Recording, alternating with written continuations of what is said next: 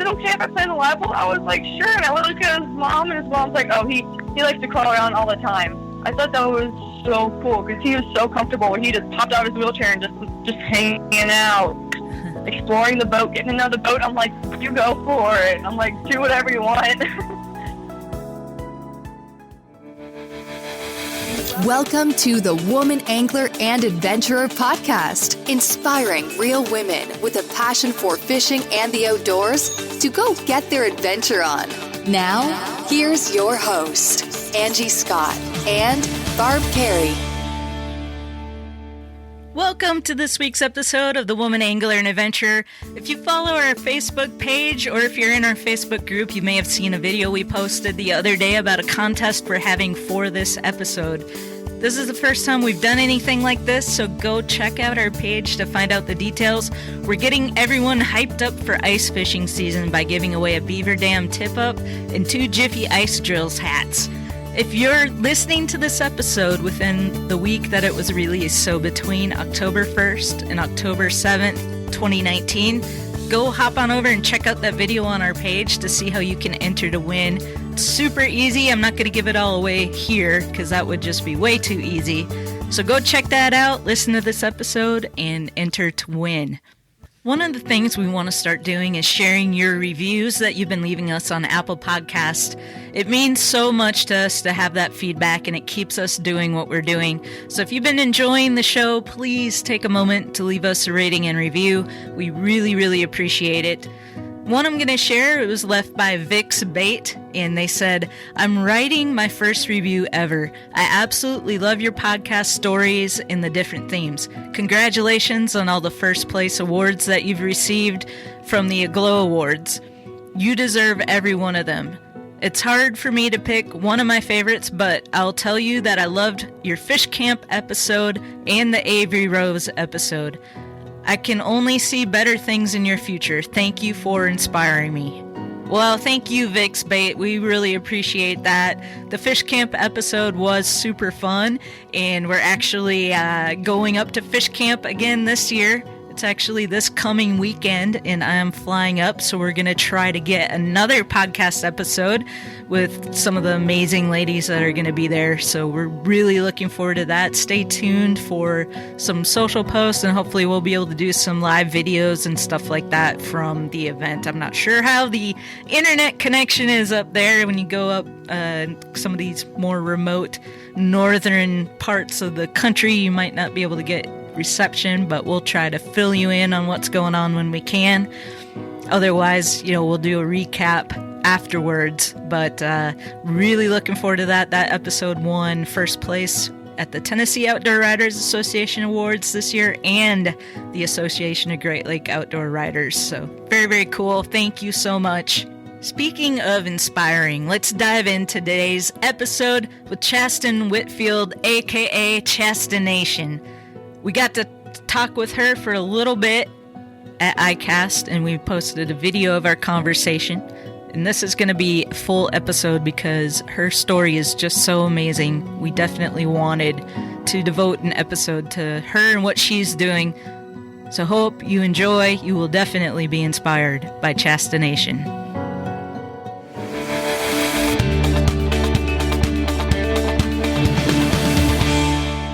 Welcome back to the Woman Angler and Adventure, and boy, do we have a special guest on today. And we met this young woman at iCast when we were down in Florida this summer. And I tell you, what an inspiration, what an amazing story. Thank you so much. Well, I've just been kind of doing a little research on you online, and you are just absolutely amazing. I mean, I'm here getting goosebumps over my coffee this morning with all the accomplishments and all the great work you're doing. Thank you. Why don't you tell the audience what it is that you got going on here? So Chastenation is a 501c3 and a nonprofit. What Chastenation is it is a group of anglers that help me teach kids how to fish, and I also take disadvantaged kids fishing as well. So like kids with spina bifida or kids that don't usually get to go fishing, I give them a chance to go fishing, forget about their worries, and they're just focused on catching that fish. or all the fish. And Well, I also travel around Florida, and I teach Girl Scouts, Boy Scouts. I can go to tackle stores, churches, all that fun stuff, and I teach kids how to fish. And I also throw in some life lessons here and there, like I teach them how to do their own thing and how to be happy doing what they love. yeah, it's just amazing. Now you're kind of a young person. I don't want to disclose how old you are, but you're just kind of getting started here, and you've done so much already. I see that you're even a licensed captain. Yes, I am. I got my captain's license as soon as I turned 18. I got my captain's license, my 501c3, and my nonprofit on my 18th birthday. Jeez, oh Pete. Now you're the kind of the fish for a high school or college fishing team. I remember reading something about that. Yes, I got a scholarship for a bass fishing team up at a school called SCAD in Savannah College of Art and Design. It's in Savannah, Georgia. So I did fish on the only all-girls women's bass collegiate team in the country. And we fished tournaments, and I traveled around, and I went to like 8 states in 6 months, which was amazing. I had so much fun. But sadly, the team got cut the last week of school. So there's no more fishing team as of right now. But everything happens for a reason. I'm still going to fish. I'm still going to saltwater fish. So, but I'm majoring in TV and film up there. So it's really fun. Well, it's going to be fun to watch your career grow, that's for sure. Now, these kids that you work with, you actually get them out on the water. I've seen pictures of kids in your boat. And tell me a little bit about this boat that you're able to use that gets, the kids in a wheelchair, or there's really no limitations on what you can do. Tell me about that. So I have partnered with Yellowfin. They have built me a wheelchair accessible boat. So most boats, the consoles are a little more further up than mine. My console is back so we can fit a regular sized wheelchair up front. So the kids don't have to crawl out of the wheelchair and sit on the floor of the boat. They can still be in the wheelchair in the boat. I had one kid that could actually do a 360. He got so excited. He unlocked his wheelchair and started doing a 360 in the wheelchair on the front of my boat. I was like, wow. But it is awesome. I definitely couldn't be doing what I'm doing without Yellowfin. They have helped me so much. And I love that boat. It is awesome. Yeah, I see this area for the wheelchair. It's actually kind of at a lower level than the top casting deck. So they're right up there by the water surface, but yet they're not going to roll off the front of the boat. And that looks pretty special design. Some of them get a little scared. They're like, I don't want to go on the front of the boat. I don't want to go up front. And I'm like, no, you're actually literally in the boat. So I'm like, worst comes to worst, you just get a little wet. And they're like, oh, okay. And some of them like getting a little splash. They think it's funny. I actually had one kid. I think he was my third kid I've ever taken fishing. He has spina bifida. He got out of his wheelchair and was crawling around my boat. I look behind me, and because I hear something dragging, and I look behind me, and Bryson gets out of his wheelchair and crawls to the back of the boat, and he's playing in the live well. And I'm like, Bryce, what are you doing? He goes, oh, is it okay if I play in the live well? I was like, sure. And I look at his mom, and his mom's like, oh, he likes to crawl around all the time. I thought that was so cool because he was so comfortable. He just popped out of his wheelchair and was just hanging out, exploring the boat, getting to know the boat. I'm like, you go for it. I'm like, do whatever you want. Jeez. It was really cool. What kind of fishing do you usually do? What do you fish for? Inshore saltwater, so redfish, snook, trout, snapper, flounder, all that fun stuff. I love tarpon though. I love catching tarpon. I do a little offshore, but mostly with the kids, it's snook, redfish, trout, snapper, flounder, all that fun stuff. It's amazing, and I bet you see what an impact you have on these kids immediately. That just, that must just make you feel awesome. I took this one girl fishing. It was for a tournament we have down here called Kiddie Pool Classic. And we work with Face Autism, which is the organization of the autistic group. And I took one of their girls fishing during the tournament, and the mom said that she doesn't really talk. She's more on the quiet side. So I was like, okay, let's see if we can break that today. So we get to our first spot. I open up the live well, get a scoop full of bait. I call her to the back of the boat to see if she wanted to touch one of the bait fish to like ease her into like touching the fish and stuff. And her laugh was like the contagious laugh. Like if she started laughing, we all started laughing. And then she started talking, going, no, don't touch me, don't touch me. And the mom started crying. I'm like, what's wrong? And I'm like, can she not touch the fish? And she's like, no, she just hasn't said a full sentence in so long. Oh, wow. I was like, oh my gosh, this is awesome. I'm with my old girls team and amazing. I was like, I just did that. I'm like, I just made this girl say a full sentence and she hasn't said the full sentence in like a year. I was like, whoa. Wow. That's strong work right there. That's for sure. Yeah, I came across this one site you got. I don't know. It's some site online when I was Googling you, pit deer, I think, and I see some of the your quotes, and one of the quotes is, "If you don't see the book you want on the shelf, write it." Yep. And I thought that's exactly what you're doing. You saw a need and you're doing it. Yeah. No one else is really doing it. And it's hard to do something when there's no one else doing it. Like, it's hard to be the first to do something because you have no idea what to expect. It's scary. But I did it. I'm happy I did. And you're doing it. And I tell you, yeah, it's just unbelievable, and it's just so exciting. One of the other videos I just saw that you were doing is you were doing a how-to video on how to change the oil in your Mercury motor. Yes, that was interesting. No one else. Okay, so they don't really make my model. They don't really make my motor anymore.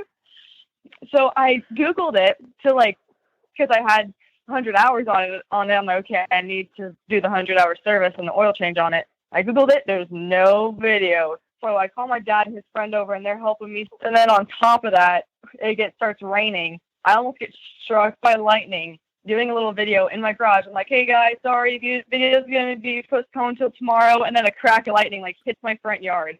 There's never a dull moment.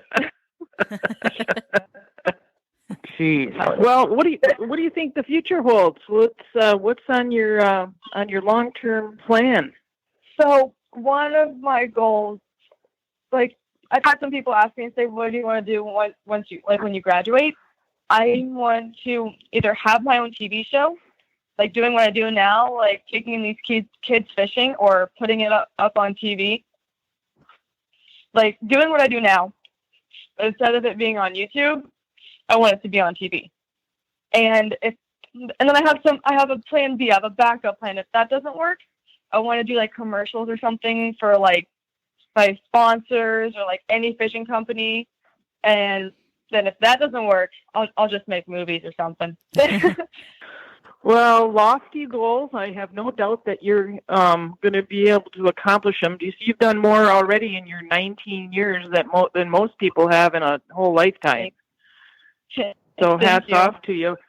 So, you mentioned sponsors. Why don't you tell us a little bit about who sponsors you? I know it's always nice to be able to get a sponsor plug in. And, I like those companies that to get recognition for supporting these things like you're doing. Oh yeah, I would not be here if it wasn't for them. They all help me so much. It's incredible. Angie Scott here. So I wanted to pipe in real quick. We started having some technical difficulties with our connection. You might notice that I wasn't really a part of this interview for some reason. When we started it out, they could not hear me.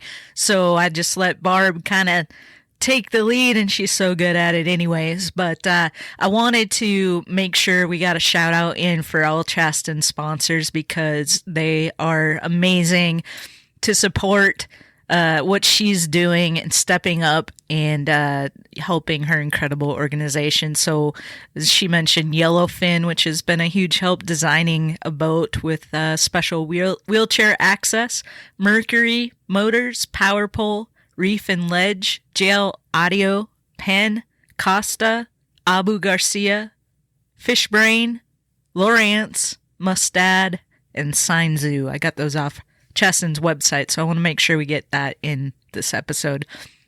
Then Barb asked her about her experience fishing the Disney lakes while we were down in Florida. Chasten had an amazing time and caught her personal best bass, a 6.5 pounder. My personal best before that was 6.02. So when I caught that fish, I was like, this is definitely bigger than 6 pounds. And we measured it, and it was like 6.54, something like that. So that was pretty cool. In fact, she had such a great experience, she went back the next day. If you get a chance, definitely check out the Disney lakes. They hold a variety of fish, not just bass.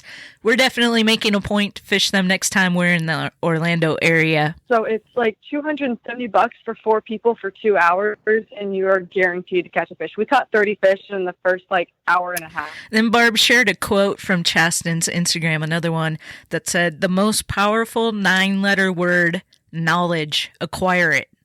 Chasten makes a point to try and make girls feel as comfortable as possible and gives them some extra encouragement that they can do this too. Barb asked Chasten if she's noticed a change in the tide with more girls getting involved in fishing. Oh, yeah. And by being on the bass team up at school, I've met so many girls that do fish, and it's so nice to be able to talk to someone and relate. And we were just sitting around one day just talking, telling fishing stories. Have you guys ever had to back your boat down a boat ramp and some guy come up to you and be like, hey, do you need help? Where's your dad? And it's like, no, this is my boat. I can do it. Thanks, though. I can't go up to a guy and be like, hey, did you have a guy come up to you the other day and ask to help you back down your boat? They're like, no. It's so it's nice to be able to relate to a girl and talk about things that we all go through, and it doesn't feel like we're the only one, we're the odd one out. Yeah, we're better together. That's what we always say. Yes, exactly.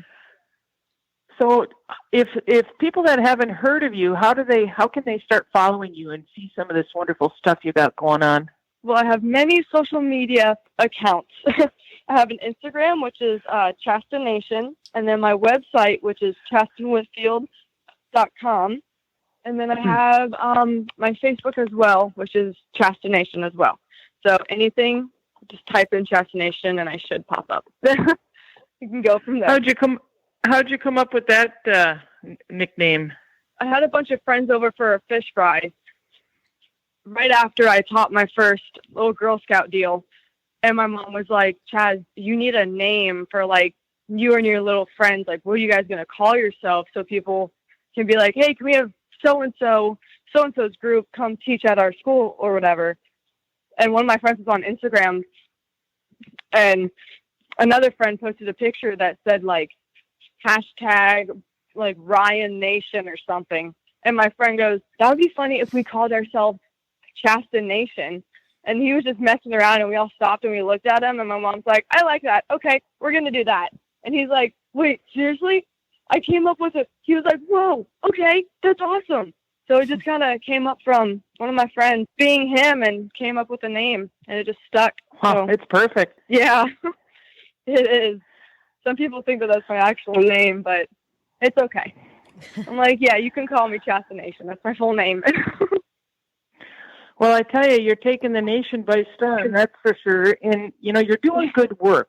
That's kind of the whole thing about this is, it's just not some young woman fishing and trying to be a TV star. You are just making an impact with these young people and changing their lives. And I mean, I've said this before with the work I do with women, and it's just the empowerment they get from fishing is unbelievable, and hats off to you. And I'm sure you know what it feels like to get paid in goosebumps.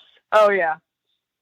It's awesome seeing and having little girls come up to me. They're like, thank you for fishing. I love what you do. I was like, oh, thank you so much. Because I was that age and I was looking around. I'm like, there's not a lot of girls that fish.